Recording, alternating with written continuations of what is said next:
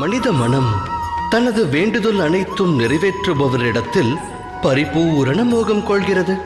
அங்கம் கொள்ளும் ஆசை பங்கம் விளைவிக்கிறது. காரணம் என்ன? ஏனெனில் ஆசை என்பது மனித மூளையை வியாபிக்கிறது. ஒருவரது ஆசையை உற்றவரே அறியாவிடில் மற்றவர் எவ்வாறு அறிவார்? நிறைவேறும் என்று கனவு கண்ட ஆசை நனவாகாமல் போனால் ஆசை கொண்ட மனம் நிராசை அடைகிறது.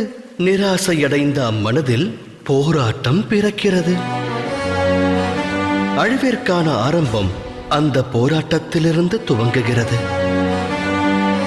ஆனால் மனிதர் தம் மனதில் பேராசை என்னும் விதையை விதைக்காமல் அன்பினை விதைத்தால் அகண்ட அகிலமே நன்மையை பெறும். நன்மையை பெறும் அகிலத்தில் நலமோடு மானிடர்கள் வாழ்வார்கள் அல்லவா? விதைப்பது எதுவென்று ஆலோசியுங்கள்.